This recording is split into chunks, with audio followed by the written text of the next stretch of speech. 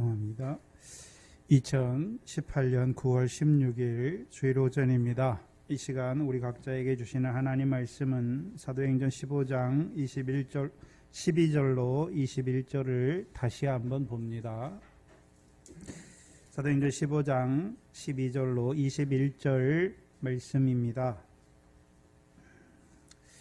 이 시간 우리 각자에게 하시는 하나님의 말씀으로 함께 받습니다. 온 무리가 가만히 있어 바나바와 바울이 하나님이 자기들로 말미암아 이방인 중에서 행하신 표적과 기사 고하는 것을 듣더니 말을 마침에 야고보가 대답하여 가로되 형제들아 내 말을 들으라. 하나님이 처음으로 이방인 중에서 자기 이름을 위할 백성을 취하시려고 저희를 권고하신 것을 시므온이 고하였으니 선지자들의 말씀이 이와 합하도다. 기록된 바 이후에 내가 돌아와서 다윗의 무너진 장막을 다시 지으며 또 그 퇴락한 것을 다시 지어 일으키리니 이는 그 남은 사람들과 내 이름으로 일컬음을 받는 모든 이방인들로 주를 찾게 하려 함이라 하셨으니 즉 예로부터 이것을 알게 하시는 주의 말씀이라 함과 같으니라. 이러므로 내 의견에는 하나님께로 돌아오는 자들을 괴롭게 말고 다만 우상의 더러운 것과 음행과 목매어 죽인 것과 피를 멀리하라고 편지하는 것이 가하니 이는 예로부터 각 성에서 모세를 전하는 자가 있어 안식일마다 회당에서 그 글을 읽음이니라 하더라. 아멘. 오늘 지난 시간 했던 본문을 한 번 더 하면서 이 예루살렘 공회의 결정이 즉 하나님 백성에게 어떤 의미가 있는지를 성경 전체를 통해서 다시 한번 살펴보기를 원합니다. 하나님이 하나님의 백성을 삼으시는 역사는 즉 신약과 구약이 다르지요. 그의 구약에서는 하나님이 하나님의 백성을 삼으시는 역사를 모세를 통해서 출애굽기의 과정을 통해서 어떻게 하나님이 하나님 백성을 삼으시는 역사를 보여주시지요. 그래서 신약이나 구약이 하나님의 백성, 누가 하나님의 백성이 되는지 그게 다르단 말이죠. 근데 하나님이 하나님 백성들이 자기들이 하나님의 백성이 되는 것이 아니라 하나님이 하나님의 종들을 보내서 그들을 권고하셔서 그들을 하나님의 백성으로 삼으시는 역사가 신약과 구약이 다른 것이지요. 그래서 구약에서 하나님이 하나님 백성을 삼으시는 역사를 보여주시죠. 그래서 이스라엘 역사를 보면 이스라엘 백성이 아브라함의 자손이면서도 400년 동안 애굽에서의 삶으로 그들이 다 애굽의 종으로 살아가는 자들이 되었지요. 하나님의 백성인데 아브라함의 자손인데도 불구하고 400년 동안의 애굽에서 삶으로 말미암아 그들이 다 하나님을 섬기는 자들이 아니라 누구의 종이 되었습니까? 바로의 종으로 살아가는 자들에게 하나님이 누구를 보내십니까? 그들을 하나님의 백성으로 삼으시기 위해서 하나님이 그들에게 그 종 모세를 보내시는 것이죠. 그래서 모세를 통해서 출애굽하게 하시고 이제 시내산에서 율법으로 출애굽한 이스라엘 백성과 언약을 맺으시는 것이죠. 그래서 그들을 이제 하나님의 백성 곧 언약의 백성으로 삼으시는 것이죠. 그게 구약에서 하나님이 하나님의 백성을 어떻게 삼으시는지를 보여주시는 것이죠. 특별히 구약에서는요, 모세를 통해서 그 시내산에서 모세를 통해 주신 율법으로 언약의 백성으로 세우신 것이죠. 그래서 언약의 백성으로 세우신 이유가 세 가지잖아요. 우리가 출애굽기 19장 5절로 6절이지요. 시간이 없으니까 우리가 여러 번 했으니까 첫 번째 율법의 언약으로 그들과 이스라엘 백성과 언약을 맺으셔서 그들을 하나님의 백성으로 세우시는 이유, 특별히 왜 율법을 가지고 그렇게 하시는 것입니까? 첫 번째는요, 그들이 하나님의 소유된 백성인 것을 알게 하시죠. 두 번째는요, 하나님에 대하여 제사장 나라로 살게 하시죠. 그럼 하나님에 대하여 제사장 나라로 산다는 것은 그들이 물론 하나님께 제사를 드리는 백성인데, 그럼 제사를 통해서 하나님께 무엇을 입는 자가 되는 것입니까? 자비와 은혜를 입는 자들로 살아가는 나라인 것을 보여주시는 것이지요. 세 번째는 거룩한 백성으로 살게 하시는 것이죠. 거룩한 백성으로 산다는 의미는 하나님이 거룩하니까 그들도 거룩한 자로 살게 하시려고 하나님이 율법으로 그들과 언약을 맺으셔서 하나님의 백성으로 살리신 것입니다. 그래서 이제 하나님의 백성은 애굽에 살던 그들을 모세를 통해서 인도하여 내시고 율법으로 그들과 언약을 맺혀서 그들을 하나님의 백성을 삼으신 이유는 무엇입니까? 이제 하나님의 소유된 백성으로 살아가게 하시려고, 하나님에 대하여 제사장 나라로 살아가게 하시려고, 거룩한 백성으로 살아가게 하시려고 하신 것입니다. 그리고 이제 그 언약 백성을요,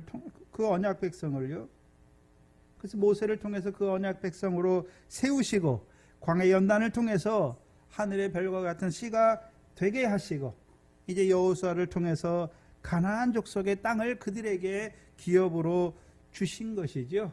그래서 아브라함을 통해 이루신 씨와 가나안 땅에 대한 언약을 이루어 주신 것이죠.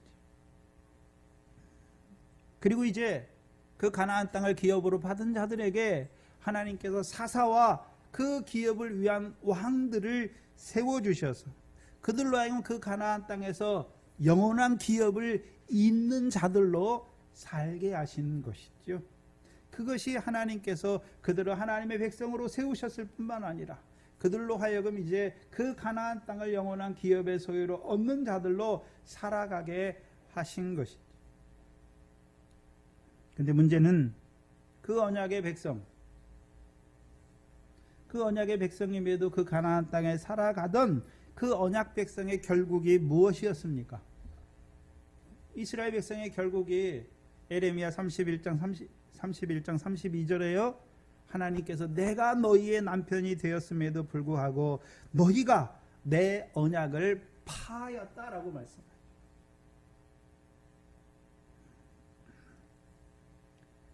그래서 하나님의 백성임에도 불구하고, 언약 백성임에도 불구하고 그들이요 하나님의 언약을 파했다는 것이지요. 언약을 파했다는 것이 어떤 의미입니까? 이스라엘의 왕과 왕의 백성들이 하나님의 율법을 버렸다는 것이죠. 하나님의 율법을 버린 거예요. 그래서 육적 이스라엘이 하나님의 율법을 버린 것이 크게 두 가지로 나타나요. 구약의 선지자들을 통해서. 왜 육적 이스라엘이 하나님의 언약 백성임에도 불구하고 하나님이 왜 그들을 바벨론을 통해서 그들을 심판하시는지를 보여주시는 그들의 죄, 율법을 버린 죄, 범죄지요. 두 가지로 드러나지요. 이스라엘 백성이 어떤 자들이 되었습니까? 가나안 칠족과 같이 우상을 숭배하는 자들이 되었어요. 또 하나의 큰 죄가 무엇입니까? 형제의 피를 흘리는 자들이 된 것을 보여주시는 거예요. 그래서 이스라엘 백성이 바벨론의 심판을 받게 된, 하나님이 그들을 바벨론의 손에 붙이신 이유는 무엇입니까? 두 가지예요. 즉 하나님을 사랑하지 않는 것이죠. 우상을 숭배하는 자들이 되었지요. 또요, 형제를 사랑하지 않는 자들이 되었죠. 형제의 피를 흘리는 자들이 된 것을 보여주시죠. 그렇다면 하나님이 그들을, 즉 바벨론을 통해서 그들을 심판하시죠. 그리고 그 남은 자들은요 70년간의 바벨론의 포로가 되게 하신 것이죠. 그게 다윗의 장막이 무너져가는 역사를 보여주시는 것이죠.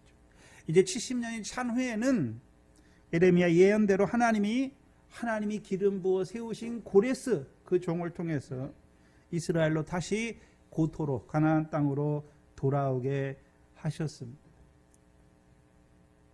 그러나 돌아온 자들, 포로에서 돌아온 자들이 다시금 어떤 자들이 되는 것입니까? 언약을 저버리는 자들이 돼요. 말라기 2장이지요. 그렇죠? 말라기 2장이잖아요. 뭘 보여주십니까? 레위 언약을 파는 자들이 된 것을 보여주시죠. 그럼 하나님이 그들에게 레위 언약, 이스라엘 백성에게 백성의 한 지파인 레위를 통해서 레위 언약을 세워주신 목적이 무엇입니까? 생명과 평강의 언약이죠. 근데 그것을 파는 자들이 되었다라고 말하는 것이죠. 근데 생각해야 되는 것은 바벨론에서 돌아온 후에 포로 후기의 사람들이 그렇죠? 레위 언약을 파했다는 것은 바벨론 때, 그렇죠? 에레미야 때 그들이 하나님의 율법을 버린 것과 하나님의 언약을 파한 것과 포로 후기에 하나님의 백성들이 하나님의 언약, 레위 언약을 파는 것은 질적으로 다른 거예요. 그렇죠? 바벨론 포로 때에는요, 우상을 섬기고, 그렇죠?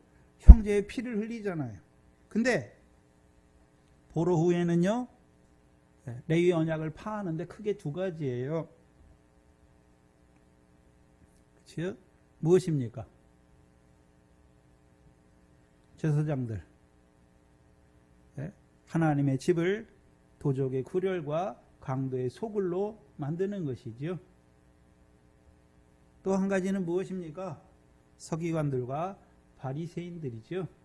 율법의 행함을 의지하는 자들이 된 것이죠. 자기들이 율법을 행해서 하나님 앞에 의로운 자가 되려고 하는 자들이 된 것이죠. 그래서 바벨론 포로의 때에는 율법을 범하는 자였잖아요. 그렇죠? 율법을 파해서 율법을 버렸단 말이죠. 근데 바벨론 포로 후기에 하나님의 백성이 레위 언약을 파한 것은 한마디로요, 율법을 버린 게 아니잖아요. 율법의 행함에 치우친 자들이 되었단 말이죠. 그럼 이 두 가지가 보여주는 것이 무엇입니까?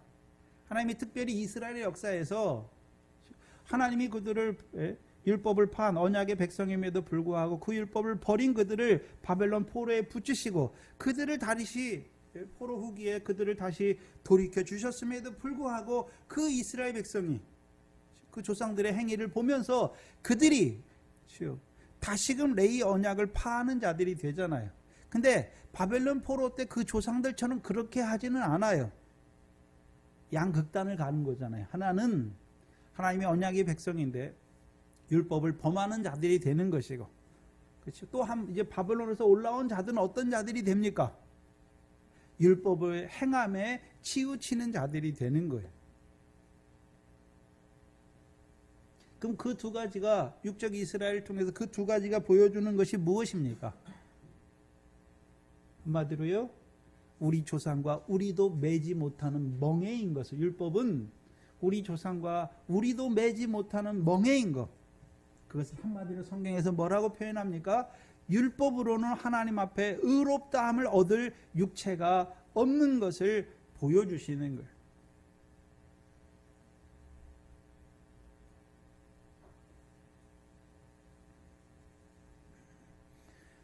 그래서 구약에 살지만 율법으로는 하나님 앞에 의롭다함을 얻지 못하는 것을 미리 보는 선지자들과 율법의 증거가 무엇이었습니까?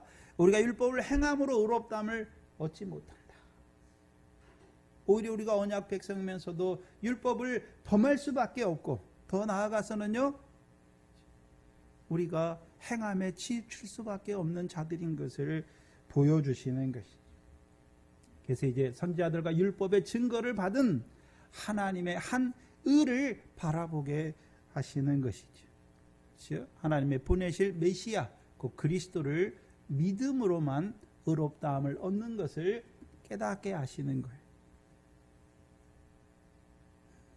근데 그것을 알지 못하니까 육적 이스라엘이 다윗의 자손이면서 아브라함의 자손이면서도 불구하고 그들이 어떤 자들이 되는 것입니까?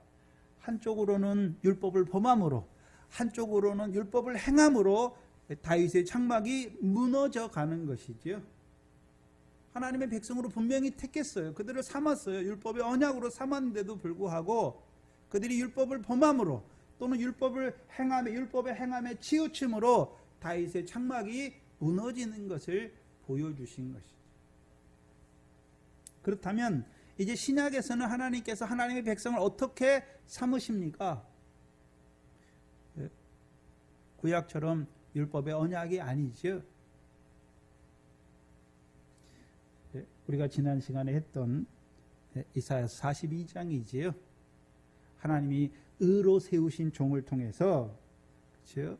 그 종을 백성의 언약과 이방의 빛으로 세우시는 그 새 일을 통해서 하나님의 백성으로 삼으시는 것입니다.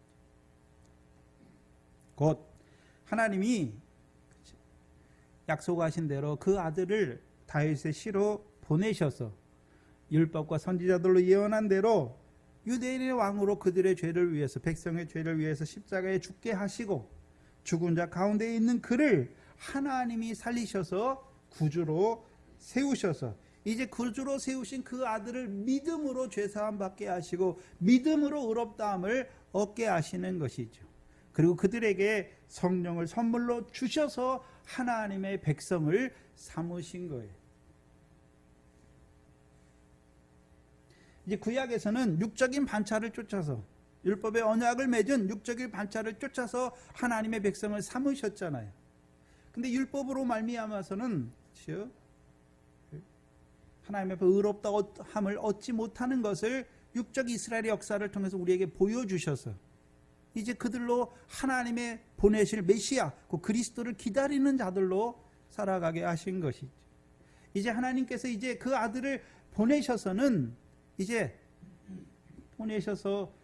그 복음을 믿고 듣고 믿는 자에게 죄 사함을 주실 뿐만 아니라 성령을 주셔서 이제 그들을 하나님의 백성으로 삼으시는 것을 보여주시는 거예요. 그래서 신약에서는 육적인 반차로 말미암아 하나님의 백성이 되는 것이 아니라 누구든지 복음을 듣고 믿는 자들에게 이제 죄 사함과 성령을 선물로 주셔서 그들을 하나님의 백성으로 삼는 것입니다. 그것이 사도행전 2장부터 14장까지를 정리하는 것입니다. 그래서 사도행전 2장부터 14장의 역사가 무엇입니까? 먼저 복음의 증인들을 유대인들에게 하나님이 먼저 보내셨지요. 그래서 그 유대인들 중에 복음을 듣고 믿은 자들에게 뭘 주셨습니까? 성령을 주셔서 그들을 성령시대 하나님의 백성으로 삼으신 것이죠. 근데 하나님의 뜻이 육적 이스라엘만 부르시는 것입니까? 이제 이방인들도 하나님의 백성으로 세우시는 것이 하나님의 뜻이었습니까? 이방인들도 하나님의 백성으로 삼는 것이 하나님의 뜻이었죠. 그래서 하나님이 사도행전 10장에 이방인들도 하나님의 백성으로 삼으시는 것을 보여주시기 위해 베드로에게 그 환상을 보여주시고 이제 그를 고넬료에게, 이방인 고넬료에게 보내서 하나님의 말씀 곧 복음을 증거하게 하시고 그들의 마음을 열어서 듣게 하시고 믿어지게 하시고 믿는 그들에게 유대인들과 같이 성령을 선물로 주신 것이죠.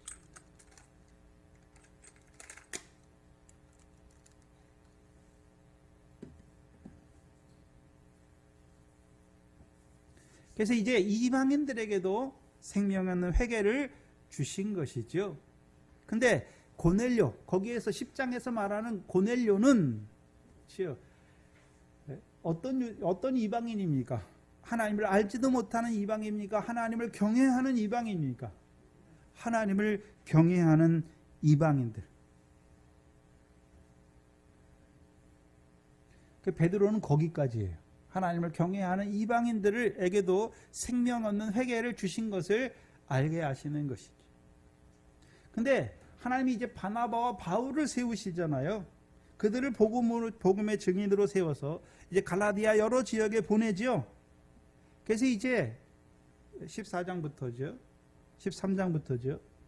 하나님을 알지도 못한 이방인 중에서, 하나님을 경외하는 이방인이 아니죠. 하나님을 알지도 못하는 이방인 중에서 하나님이 그들을 통해 표적과 기사를 행하게 하셔서 그 표적과 기사를 통해서 믿는 자들을 하나님의 백성으로 삼으시는 것을 또한 보여주시는 것이죠.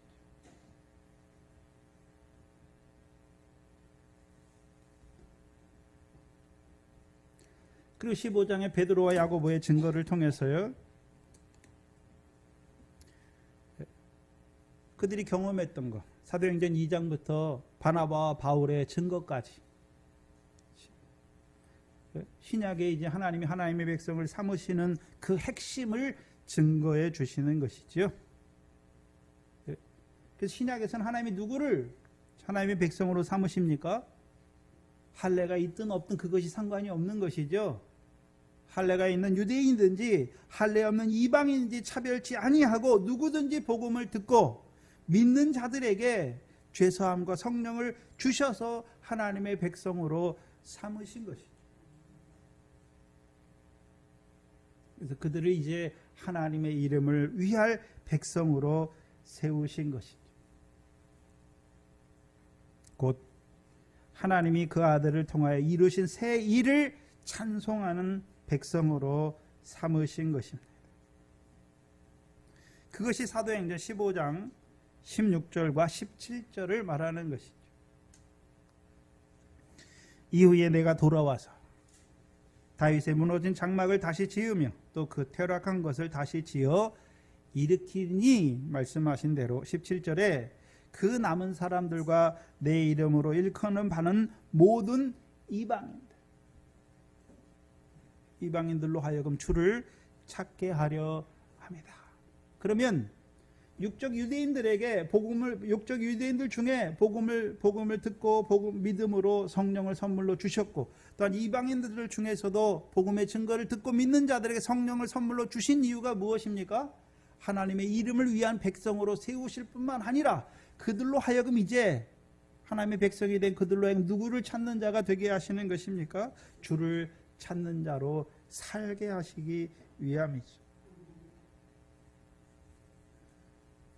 주를 찾는다라는 의미가 무엇이었습니까? 이미 하나님의 백성이 됐는데 하나님을 찾는다는 의미가 무엇이었습니까? 상 주시는 하나님을 찾는 자로 살게 하시는 거였죠. 그렇다면 이것을 사도행전 2장부터 14장까지 하나님이 사도로 세우시잖아요.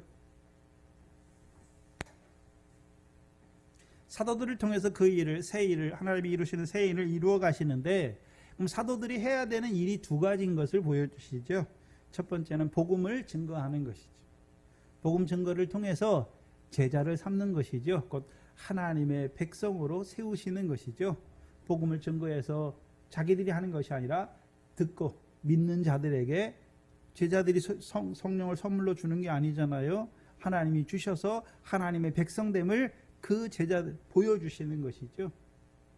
제자로 삼는 거예요. 복음을 증거하는 이유는 그들로 하여금 제자, 하나님의 백성으로, 성령을 받은 하나님의 백성으로 삼는 것이고, 그게 첫 번째예요. 그럼 제자가 되면 다 되었습니까? 이제 제자들에게 주께서 분부한 것을 가르치는 것입니까? 그것도 사도들이 해야 할 일이지요. 그래서 주께서 분부한 것이 무엇입니까? 요한복음 7장입니다.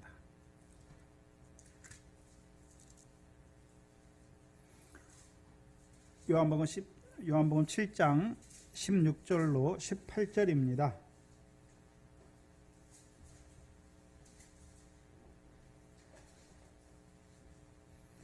요한복음 7장 16절로 18절이죠. 주께서 분부한 것을, 여기서는 16절에 예수께서 대답하여 가라사대 내 교훈은, 그럼 주께서 제자들에게 먼저 제자들에게 분부한 것, 가르친 것이 무엇입니까? 요한복음에서 그것을 뭐라고 말합니까? 교훈이다 라고 말하는 거예요. 교훈. 여러분이 디모데전서를 읽으면, 디모데전서와 후서를 읽으면 거기서는 교훈이라고 말하지 않고 바른 말이라고 말해요. 바른 말. 그게 교훈이라는 뜻이에요.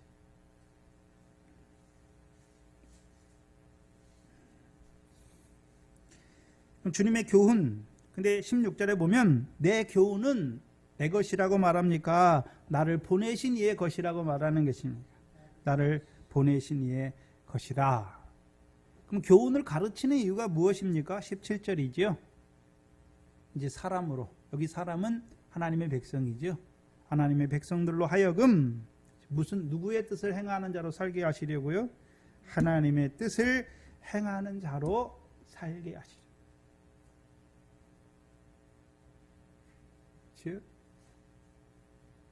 먼저는 제자로 세우고 제자들에게 주의 교훈을 가르쳐서 그들로 이제 이 땅에 사는 날 동안에 하나님의 뜻을 따라 행하는 자들로 살게 하는 것이지요.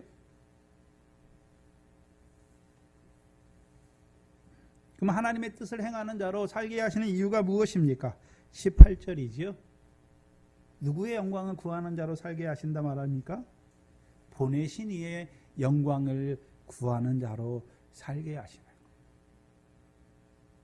그렇다면 오늘 동산교회에 속한 자들은 먼저 이미 복음으로 부르셨고 성령을 선물로 주셔서 하나님의 백성으로 세우셨죠. 제자로 세우셨죠.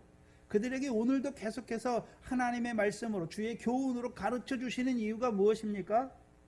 이제 이 땅에 사는 날 동안 내 뜻이 아니라 하늘에 계신 하나님의 뜻대로 행하는 자들로 살게 하시려고. 다른 말로는요, 보내신, 즉 하늘에 계신 하나님의 영광을 구하는 자로 살게 하시려고. 그럼 하나님의 영광을 구하는 삶이 어떤 삶입니까? 우리가 잘 아는 고린도전서 6장 20절이죠. 너희는 값으로 산 것이 되었으니, 즉 구속한 것이 되었으니, 그런즉 너희 몸으로 하나님께 영광을 돌리라 말하는 것이죠. 우리에게 우리를 제자로 신약의 성령을 따라 난 하나님의 백성으로 살리셨을 뿐만 아니라 오늘도 계속해서 하늘 문을 여시고 우리에게 하나님의 말씀을 주시는 이유가 무엇입니까? 하나님께 영광을 돌리는 자로 살게 하시죠. 그래서 지난 시간에 하나님께 영광을 돌리는 삶이 무엇이었습니까? 하늘에 하나님께서 갚으시는 상이 있는 삶이었잖아요. 그 신약에서는 그 나라와 의를 이루는 삶이잖아요. 기도, 구제, 금식 다 뭐가 있습니까? 하늘에 계신 아버지께서 갚으시는 상이 있는 일이잖아요. 더 나아가서는요, 이제 결실하는, 즉 미래 결실하는 삶이죠. 이제 우리의 삶이 세상 염려, 재리, 유혹 때문에 근심하고 그 유혹에 빠져 살아가는 것이 아니라 이 세상 염려, 재리의 유혹이 끊어진 그 몸으로 살아가는 것이죠. 미래 결실은, 보리의 결실은 무엇입니까? 이제 썩지 않고 더럽지 않고 쇠하지 아니한 것을 따라 사는 몸이 된 것이죠. 더 나아가서는요, 이제 성령의 열매, 곧 형제를 사랑하는 몸으로 살아가게 되는 거예요. 그게 하나님께 영광을 돌리는 삶이죠. 그것을 한마디로요, 내가 너희를 사랑한 것 같이 너희도 서로 사랑하는 그 영광스러운 삶을 살게 하시기 위해서.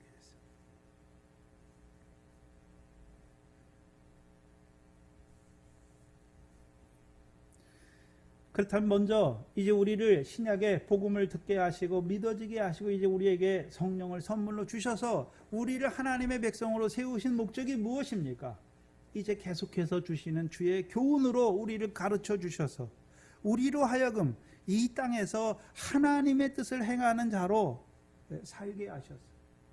즉 이제는 상이 있는 그를 행할 뿐만 아니라 밀과 보리의 결실뿐만 아니라 열매 맺는 그 몸으로 살게 하시는 것이죠.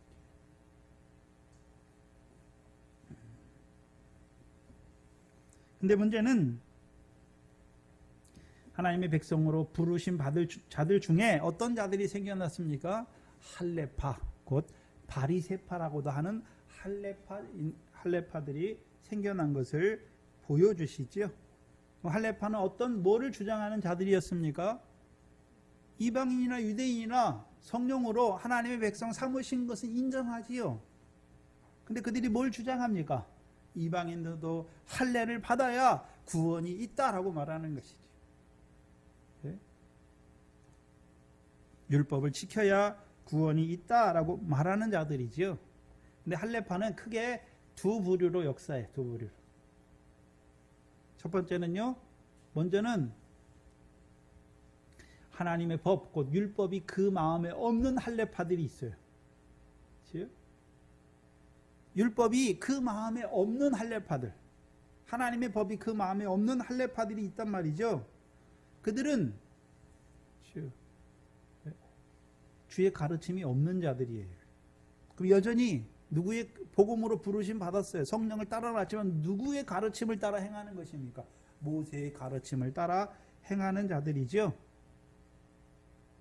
그래서 모세의 관례대로 할례를 받고 구약의 모세를 통해 주신 율법을 지켜야 그것이 하나님께 영광을 돌리는 삶이고 그것이 거룩한 삶이다라고 말하는 거예요.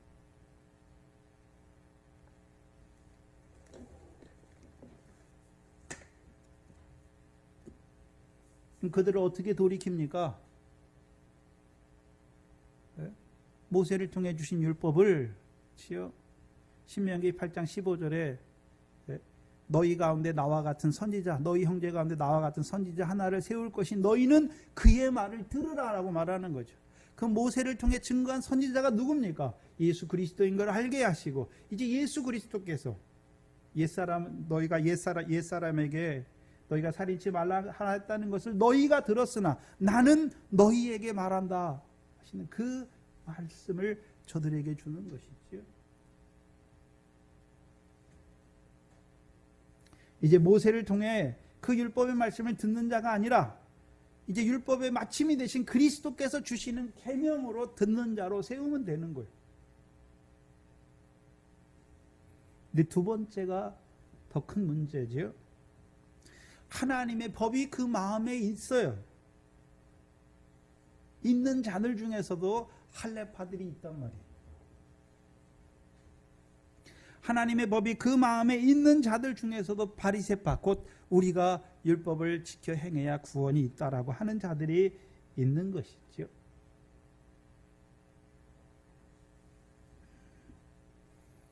그럼 이들은 하나님의 법이 그 마음에 있어요.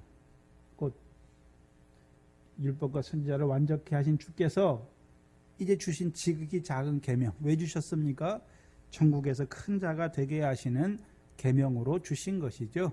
그 계명이 있어요. 그래서 그들은 이제 그래서 하늘에 상이 있는 의를 행하잖아요. 의를 행한단 말이죠. 문제는 무엇입니까? 마태복음 6장 1절처럼 사람에게 보이기 위한 의를 행하는 자들이 있단 말이죠. 그것을 한마디로 뭐라고 그랬습니까? 마태복음 6장에 외식이다. 자기 상을 이미 받았다라고 말하죠. 기도했어요. 구제했어요. 금식했어요. 문제는 무엇입니까? 은밀한 중에 갚으시는 하나님 앞에 한 것이 아니라 사람의 칭찬과 영광을 얻기 위해 사람 앞에 보이도록 한 것이죠. 그게 외식이에요. 그게 하나님의 법이 마음에 있으면서도요, 바리새파의 교훈을 받으면 어떤 자들이 됩니까? 외식하는 자들이 되는 거예요. 그 이들이 잘하면, 이 외식하는 자들이 잘하면 어떤 자들이 되는 것입니까? 마태복음 7장이죠. 마태복음 7장을 보시면 21절로 23절이죠.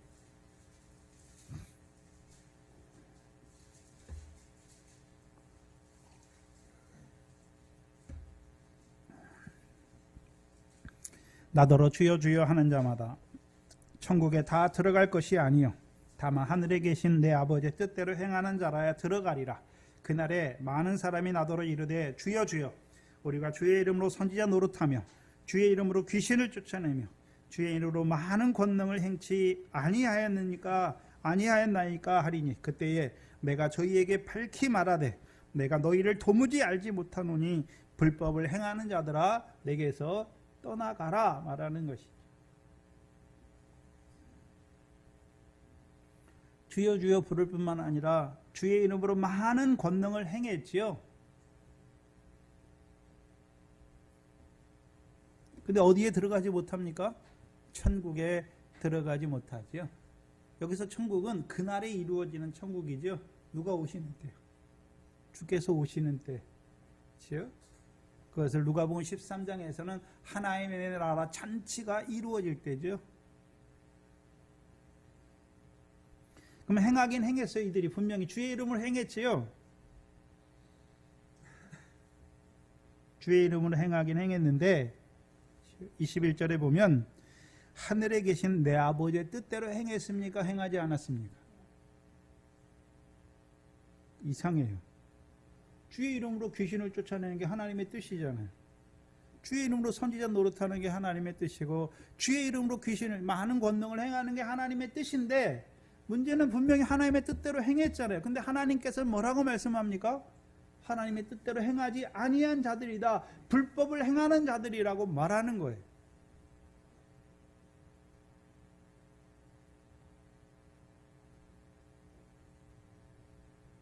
자기들은 우리가 주의 이름으로 주의 뜻대로 행했다고 말하는데 하나님이 보실 때는 하나님의 뜻대로 행하지 아니하였다는 것이죠. 이상해요, 참. 이런 자가 나오잖아요. 구약에 사무엘상 15장이죠. 사무엘상 15장이에요. 사울 왕이 나오죠. 15장 3절에 보시면 그 사울 왕에게 하나님이 무엇을 명령합니까? 아말렉을 진멸하라 말씀해요. 아말렉을 진멸하라 말해요. 그래서 4절 이후에 보면 사울이 가서 아말렉을 진멸해요.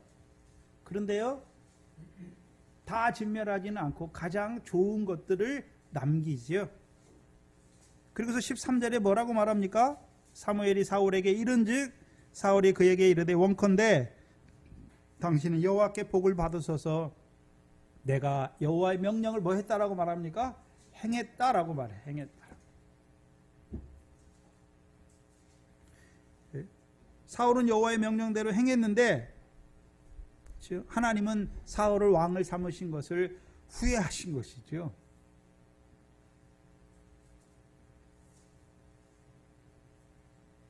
(19절에) 보세요. 19절. 하나님과 사울의 차이가 무엇입니까? 사울은 하나님의 명대로 다 행했다라고 말하고 하나님이 보실 때는요 하나님의 뜻대로 행하지 아니하였다라고 말하는 것이죠. 19절에 어찌하여 왕이 여호와의 목소리를 청종하지 아니하고 탈취하기만 급하여 여호와의 악하게 여기시는 것을 행하였나이까. 아말렉을 진멸한 건 사실이에요. 그러나 문제는 하나님이 기뻐하신 뜻을 따랐습니까? 자기들이 기뻐하는 탈취하기 위해 진멸하였습니까? 하나님이 기뻐하신 뜻을 이루기 위해 진멸한 것이 아니에요. 탈취하기 위해서 진멸하는 것이죠. 그러면 사울이 하나님의 명령을 행했죠. 분명히 아말렉을 진멸했어요. 근데 하나님의 기뻐하신 뜻을 이루기 위해 진멸했습니까? 자기의 기뻐한 뜻을 이루기 위해 진멸한 것입니까? 자기의 기뻐한 뜻을 이루기 위하여 진멸한 것이죠.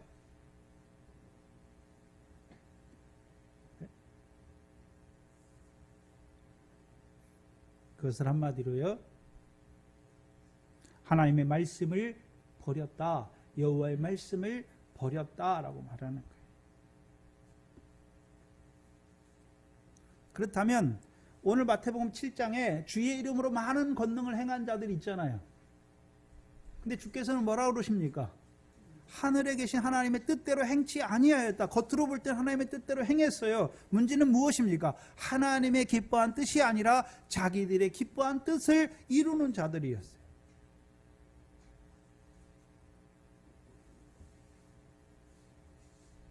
오늘도 주의 이름으로 해요. 근데 하나님의 기뻐하신 뜻을 이루는 것이 아니라 자기들의 기뻐한 뜻을 이루는 자들이 많단 말이죠. 그들을 한마디로 말해서요, 거역하는 자들이다. 한마디로 말해서요, 헛된 우상에게 절하는 자들이다라고 말하는 거예요.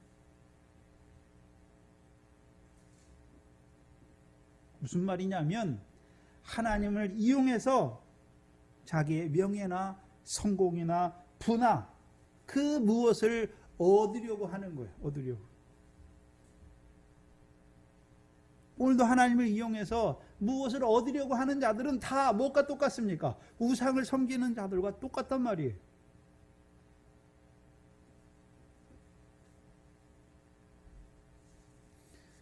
오늘 한국교회 문제들이 생기잖아요. 그런 문제 왜 생깁니까? 결국 하나님을 섬기는 하나님의 기뻐하신 뜻이 아니에요. 하나님을 이용해 자기의 기뻐한 뜻을 이루려고 하기 때문에 그렇게 되는 거예요. 근데 그게 저와 여러분 속에도 똑같이 있어요. 네? 하나님의 기뻐한 뜻을 이루고 살아가십니까? 나의 기뻐한 뜻을 이루고 살아가는 것입니까? 우리의 삶을 딱 비춰보면 여러분이 한 주간 동안도 사셨는데, 저와 여러분 한 주간 동안도 사셨는데 하나님의 기뻐한 뜻을 따라 살았습니까? 그러면 늘 감사와 찬송이 넘쳤을 거예요. 근데 나의 기뻐한 뜻을 따라 살았습니까? 처음에는 기뻐요. 왜요? 내 뜻대로 이루어지니까. 근데 내 뜻대로 이루어지는데 그게 잘 되면 하나님이 버리시는 거예요. 계속해서 잘 되면. 그게 악인의 평안이잖아요. 네? 그게 악인의 평안이에요. 우리가 우리의 기뻐한 뜻을 따라 살아갈 때 하나님이 우리를 어떻게 합니까? 대적의 손에 붙이셔야 되는 거예요. 괴롭게 하셔야 되는 거예요. 그래서 잘못된 걸 깨닫고 돌이키게 하시는 거예요.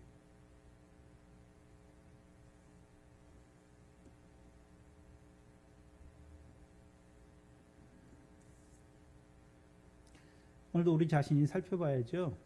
우리가 하나님의 기뻐하신 뜻을 행하는 자로 살아가고 있는지, 아니면 하나님을 믿는다 하지만 나의 기뻐한 뜻을 이루고 살아가고 있는지.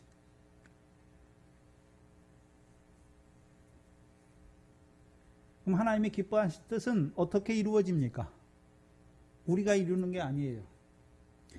우리 안에 계신 성령의 소욕을 따라 행할 때, 살아갈 때 하나님의 기뻐하신 뜻이 이루어지는 거예요.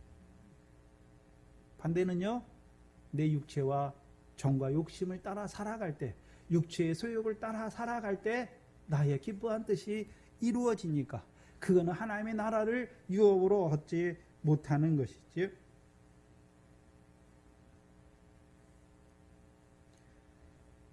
문제는 믿는 자들 중에 할례파, 바리새이파의 교훈이 있잖아요.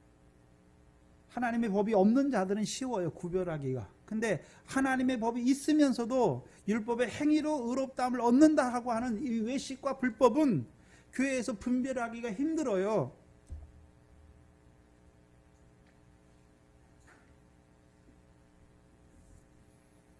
그럼 외식과 불법하는 자들을 성경에서 한마디로 뭐라고 말합니까? 네? 모래 위에 지었다라고 말하는 거예요. 모래 위에 지었다. 그래서 마태복음 7장 21절 이하의 결론이 뭡니까? 그러므로 하나님의 말씀을 듣고 행하는 자는 그 집을 반석 위에 지었다라고 말하고요. 하나님의 말씀을 듣고 행치 아니한 자는 어디에 지었다 말합니까? 모래 위에 지었다. 그럼 생각해 보세요. 하나님의 말씀을 듣고 행치 아니하였는데, 행치 아니했으면 세운 게 없어야 될 거 아닙니까? 세운 게 있어요. 그러니까 창수가 날 때 무너지는 것이죠. 뭐로 세웠습니까? 외식과 불법으로 세운 거예요. 그건 다 무너지게 돼 있어요. 문제는 이 땅에서 무너져야 복이 있는 거예요. 무슨 소리냐면, 여러분이 예전에 외식으로 했던 거, 사람 앞에 보이려고, 사람 앞에 칭찬과 영광 얻으려고 했던 거, 또는 불법 하기는 했는데 내가 한 거, 내가 교회를 위해서, 내가 뭐를 위해서 그 불법으로 쌓은 신앙생활은 다 무너지는 거예요. 하나님 앞에 하나도 상과 영광이 안 돼. 왜? 자기 상을 이미 받았잖아요. 불법을 행하는 자들에 대해서 주께서 뭐라고 말씀하십니까? 나와 상관없는 자들이다. 나를 떠나가라 라고 말씀하시는 거예요. 그래서 오늘 동산교회에서 이 말씀을 듣는 자들은 예전에 내가 그렇게 신앙생활할 때 의식과 불법을 따라 행했던 거, 그 바른 신앙이었습니까? 모래 위에 쌓은 거였습니까? 모래 위에 쌓은 거였어요. 다 무너지게 돼 있어요.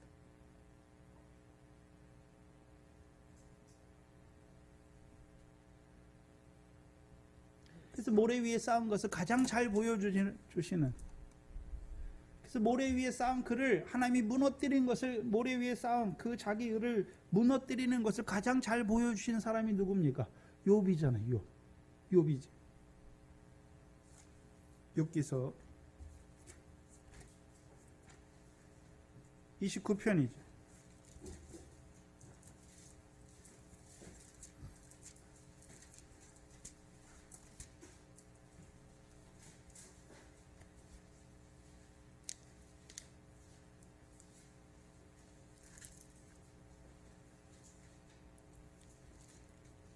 욥기서 29편 18절을 먼저 보시면 내가 스스로 말하기를, 자기 속으로 말하는 거예요. 뭐라고 말합니까?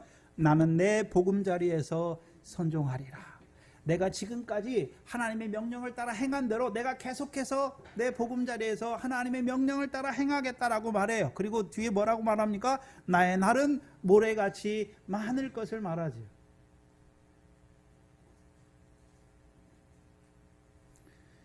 19절 20절에 보시면 내 뿌리는 물로 뻗어나가고 내 가지는 밤이 맞도록 이슬에 젖으며 내 영광은 내게 새로워지고 내 활은 내 손에서 날로 강하여지리라 하였노라 말씀했죠.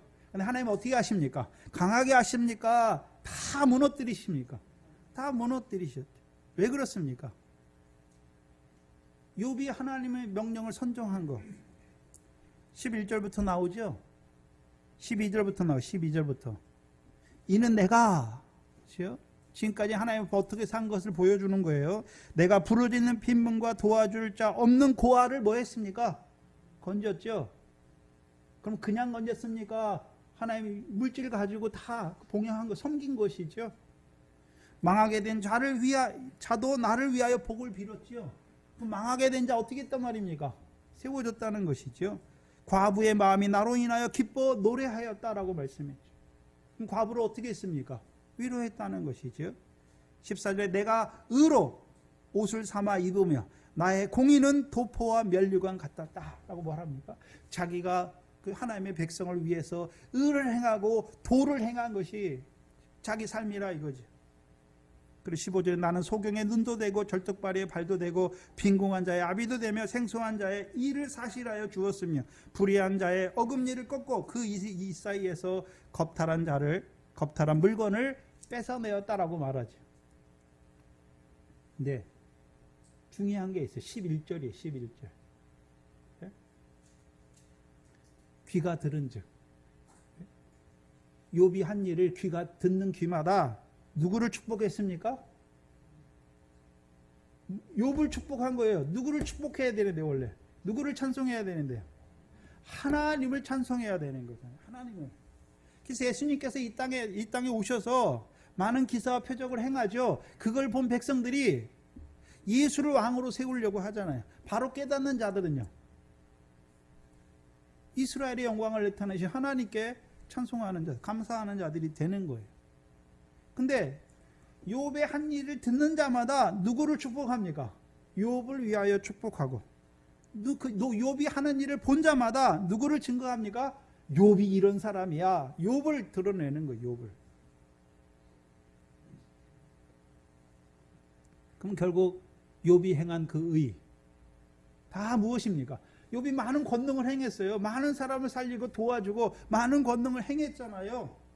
무엇입니까? 근데 불법이란 말. 불법이에요. 불법.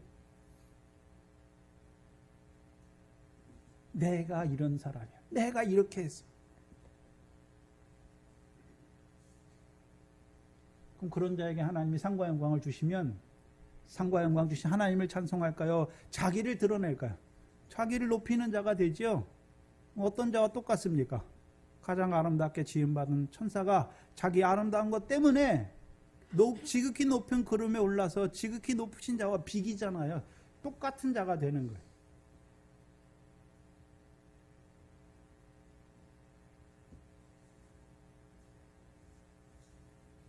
근데 문제는 오늘도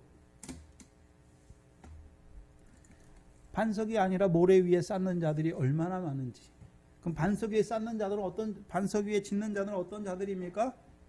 주 예수의 은혜로 구원을 이루어가는 자들이죠.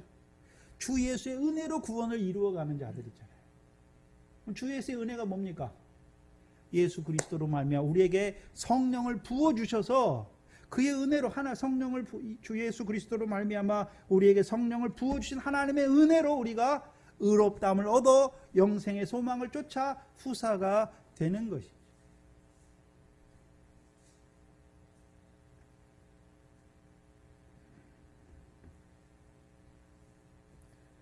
욥이 어떤 자입니까? 하나님의 법이 마음에 있어요. 그런데요, 바리새파와 같은 모래 위에 쌓는 자인 것을 보여주신단 말이에요. 근데 그렇게 살아가는 자들에게 모세가 욥이 풍부하잖아요. 풍부해요. 풍부하니까 그 일을 할 수 있는 거예요. 근데 하나님이 그 욥을 그렇게 그냥 놔두면 어떻게 됩니까? 결국 주의 날에 불법을 행해서 주와 상관없는 자가 되잖아요.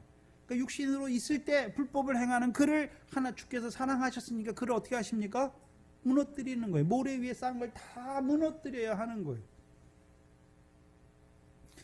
여기 저와 여러분 중에 신앙생활을 하다가 하나님이 한번 다 뒤집은 사람들 있잖아요. 왜 그렇습니까? 뒤집어 보면 다 모래 위에 쌓았어요. 하나님 백성인 건 맞아요. 십자가와 부활이 믿어진 건 맞아요. 근데 어디에 쌓고 있습니까? 모래 위에 쌓고 있기 때문에 하나님이 다 무너지게 하시는 거예요. 그리고 이제 하나님 부르세요.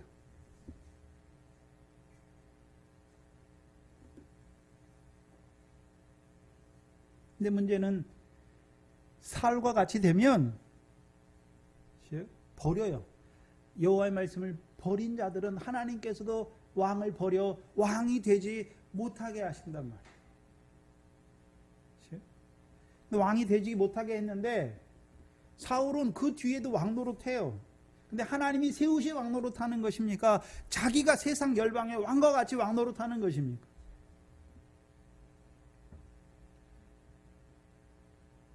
그것을 교회로 바꿔 말하면 교회는 하나님의 주권, 하나님의 말씀에 따라 다스려져야 돼요. 근데 세상의 기관처럼, 세상의 어떤 기관들처럼 사람의 기뻐하는 그 뜻이 이루어지는 거예요. 그래서 오늘 교회가 대기업처럼 됐어요. 대기업 회장이 원하면 어떻게 합니까? 우리나라 기업들이 존경을 못 받잖아요. 왜요?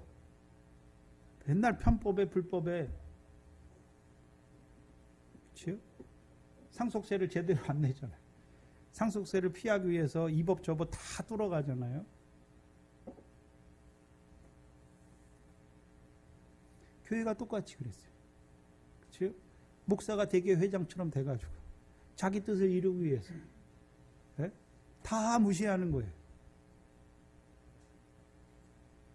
결국 하나님이 버리세요. 돌이키면 되는데 계속해서 거역하고 완고한 자가 되면 하나님이 버리신단 말이에요.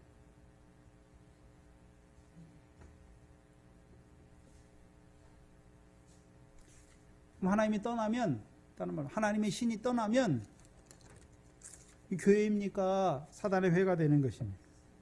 사단의 회가 되는 거예요. 네? 악인의 평강을 부러워하지 마세요. 악인의 평안을 부러워하지 마세요. 악인은 늘 살 때 평안해요. 부가 더해요. 부러워하지 마세요. 교회도 똑같아요.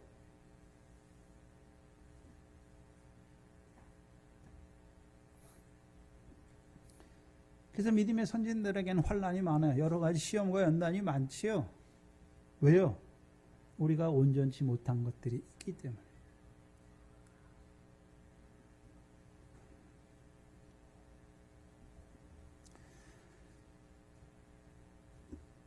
베드로와 시몬 야고보를 통해서 먼저는 차별 없이 유대인이나 이방인이나 복음을 듣고 믿는 자들에게 하나님이 성령을 주셔서 하나님의 백성이 된 것이고, 그러면 이제 예루살렘 공회의 결정이 났음에도 불구하고 그 할례파의 교훈을 버리지 못하는 자들, 그걸 주장하는 자들은, 그렇죠? 여호와의 말씀을 저버린 자들이 되는 거예요. 거역하는 자들이 되는 것이죠. 그들이 결국 교회에 어떤 자들로 역사합니까? 거짓된 교훈으로 역사하는 거예요. 그래서 예루살렘 공회에서 그것이 하나님을 시험하는 거짓된 교훈인 것을 드러내 주시는 것이죠. 주 예수의 구원, 주 예수의 은혜로 구원을 이루어가는 것이죠. 그래서 하나님이 다윗의 장막, 무너진 장막을 다시 세우시는데 어떻게 세우십니까? 복음을 증거하게 하셔서 이제 누구든지 복음을 믿고 듣고 믿는 자의 성령을 주셔서 다윗의 장막을 세우시고, 다윗의 장막을 세우십니까? 다윗의 장막만 세우시는 것이 아니라 그 퇴락한 것을 일으키시죠. 다윗의 영화로운 왕권이 다스리는 그 왕국을 이루어 가시죠. 신약에서는요, 구약에서는 다윗을 통해서 이스라엘이 그 어느 때보다도 영화로운 왕국을 이루어 가지요. 신약에서는요, 우리를 하나님의 백성으로 부르셨을 뿐만 아니라 우리 주 예수 그리스도로 말미암아 이김을 주시는 것이죠. 바다의 권세에서 이기게 하실 뿐만 아니라 사망과 음부의 권세에서 이기는 자들로 세워가시는 것이죠. 그리고 이제 이 예루살렘 공회에서 하나 더 결정하는 것이 뭐냐면, 결정이라기보다는 제안이죠. 이방인들에게 무엇을 피하라 말합니까? 우상의 더러운 것과 음행과 목매어 죽인 것과 피를 멀리하라. 이건 권하는 거예요. 왜 그렇게 하십니까? 이방인들이 살아가는 그 지역에 아직도 누가 있습니까?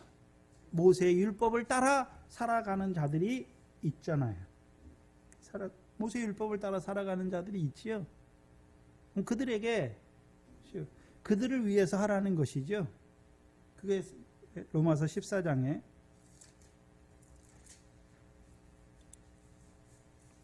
15절이죠. 로마서 14장 15절이죠. 무엇을 따라 행하라라고 말하는 것입니까?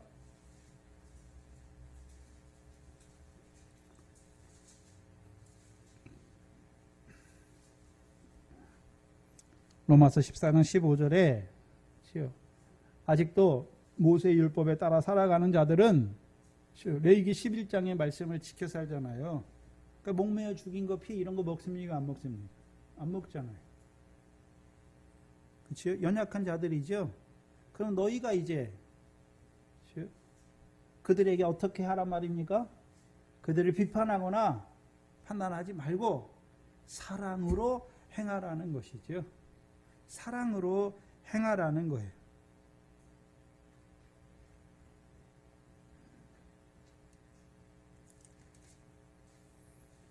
저와 여러분은 20절에 보면 만물이 다 정한 것을 알잖아요. 만물이 다 정하게 하셨어요, 하나님이. 베드로의 환상을 통해서 하나님이 속된 거 다 깨끗하게 하셨잖아요. 근데 문제는 만물을 하나님이 다 정하게 하셨는데 정한 것으로 먹지 못하는 연약한 자들이 있는 것을 보여주시는 것이죠. 그게 먹는 것과 날들을 지키는 자들이 있단 말이죠. 근데 먹는 것과 마시는 거, 그거는 하나님 나라의 일이, 하나님 나라는 먹는 것과 마시는 것에 있지 않다라고 말씀하시는 거죠. 그래서 연약해서, 그렇죠? 채소만 먹는 자들, 고기를 먹지 못하는 자들, 그들도 누가 받으시는 것입니까?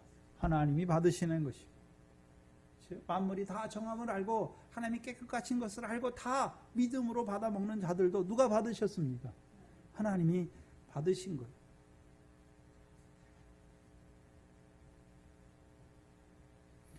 이제 너희가 성령으로 하나님의 백성이 됐으니까 이제 하나님의 나라는 먹는 것과 마시는 그것 때문에 분별이 되는 것이 아니란 말이죠.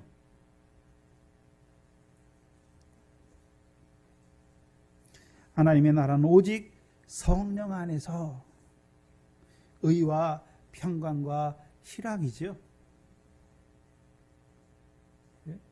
성령 안에서 우리에게, 그럼 성령께서 우리에게 은혜를 주시잖아요. 그렇죠? 성령께서 주시는 은혜를 누리는 자들로 살아가게 하시는 것이죠. 의를 누리게 하시고 평강을 누리게 하시고 희락을 누리게 하시는 것이죠. 그럼 성령 안에 누리는 의가 무엇입니까? 우리가 하나님의 법이 우리 속에 있잖아요. 그러니까 우리가 늘 하나님의 법을 따라 행하기를 원하지요. 그것이 무엇입니까? 경건한 자로, 거룩한 자로 살기를 원하는 것이죠. 모든 행실에 거룩한 자로, 경건한 자로 살기를 원하지만 그렇게 살지 못하는 것이죠. 근데도 하나님께서 어떻게 하십니까? 그리스도 예수 안에 있는 생명의 성령의 법으로 우리를 어떻게 하십니까? 의롭다 하시는 거예요. 다윗에게 주신 행복이죠. 우리의 불법이 사하심 받고 우리의 죄가 가리우심을 받게 하는 거예요. 우리가 뭘 의를 행했기 때문에 의로운 자가 아니라 하나님의 법이 있어서 우리의 마음으로 하나님의 법을 원하지만 늘 육신으로는 죄의 법을 섬길 수밖에 없는 경건치 아니한 우리를, 불법과 더러운 죄를 행하는 우리를 하나님께서 의롭다 하시는 거예요. 의롭다 하실 뿐만 아니라 이제요, 그렇죠? 사단을 속히 우리 발 아래 밟게 하셔서 우리에게 평강을 주시는 것이죠. 이기게 하신단 말이죠. 어떻게 해요? 그리스도 예수를 죽은 자 가운데 살리신 이의 영을 우리에게 부어주셔서 우리 죽을 몸을 살려주셔서 죄에 대해서 이기게 하시는 것이죠. 더 나아가서는요, 희락을 누리게 하시는 것입니다. 여기서 희락은 우리 개인이 누리는 희락을 말하는 게 아니에요. 하나님의 기뻐하신 뜻을 행하는 자가 되게 하시는 것이죠. 일단 우리의 기쁨이 무엇입니까? 하나님의 뜻이 우리에게 이루어지는 게 우리의 기쁨이죠. 먼저는 우리가 이제 하나님의 뜻이 이루어지는 거예요. 그렇죠? 베드로전서 4장 11절이잖아요. 범사에 예수 그리스도로 말미암아 하나님께 영광을 돌리는 삶이 이루어지게 하시고, 더 큰 희락은 무엇입니까?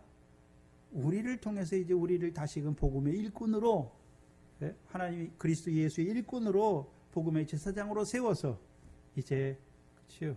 한 생명 한 생명 이 복음으로 살리는, 생명을 살리는 일을, 그 일을 기뻐하시는 것이. 오늘도 저희 안에서도요, 이 말씀을 듣는 우리 안에서도 뭐 하는 자들이 있습니까? 형제를 비판하는 자들이 있단 말이에요. 비판하는 자들이 있어요.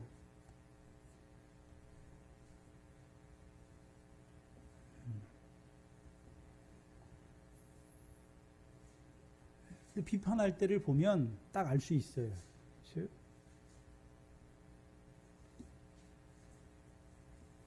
언제 비판합니까? 내가 바리새인의 교훈을 따라 행하는 자가 되면 비판하게 돼 있어요. 왜요? 내가 행하는 줄 아니까. 나는 이렇게 행했는데 당신은 뭐야? 이러는 거죠. 늘 하나님의 법이 우리 마음에 있어서 나는, 그렇죠? 하나님의 법을 원하지만 육신으로는 죄의 법을 섬길 수밖에 없는 나를 보면 그 연약한 자가 죄를 짓고 연약한 자가 좀 연약한 그것 때문에 비판할 수 있습니까? 오히려 나의 죄를 보는 것입니다. 비판할 수가 없어요. 우리가 꼭 재무등교와 겸무등교를 꼭 놀리는 것처럼 우리가 그런단 말이에요. 교회에서. 근데 하나님의 나라는, 그렇죠? 먹는 것과 마시는 것이 그런 것에 있지 않아요. 성령 안에서 의와 평강과 희락을 이루시는 교회가 되기를 주의 이름으로 축원합니다. 기도하겠습니다.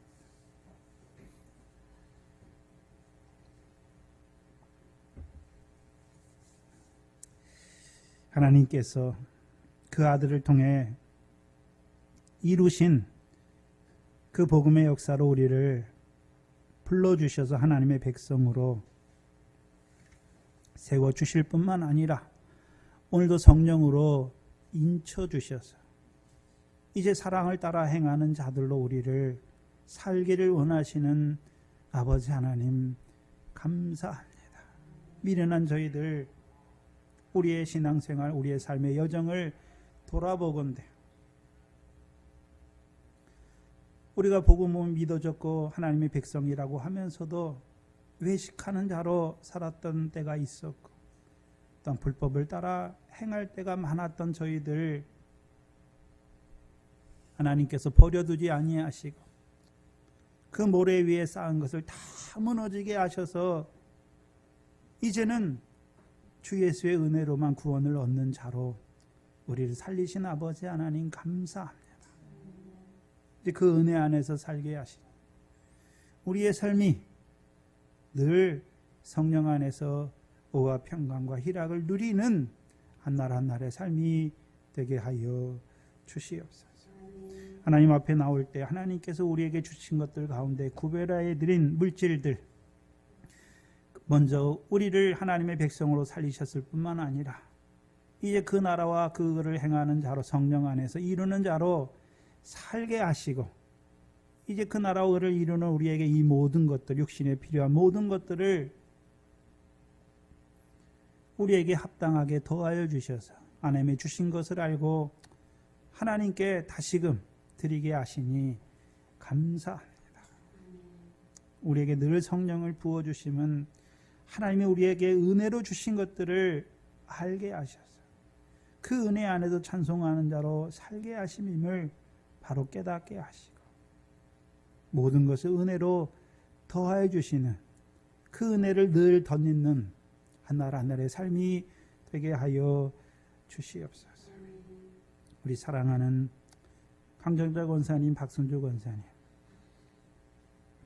하나님의 능하신 손 아래 있사오니 주께서 그들을 붙들어 주시고 그들을 통하여 하나님의 영광이 드러나게 하여 주시옵소서. 또 특별히 하나님께서 믿음 안에서 부부가 되게 하신 우리 권진호 형제, 안지의 자매에게 하나님께서 귀한 선물을 주셨사오니 먼저 그들 부부에게 믿음을 더하여 주셔서 하나님의 자녀로 받게 하시고 하나님의 자녀로 양육하는 귀한 부부가 되게 하여 주시옵소서. 감사하며 예수님의 이름으로 기도하옵나이다. 아멘.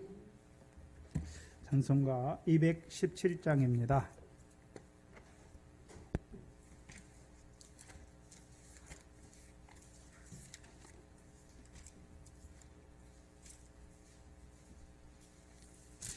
(217장입니다)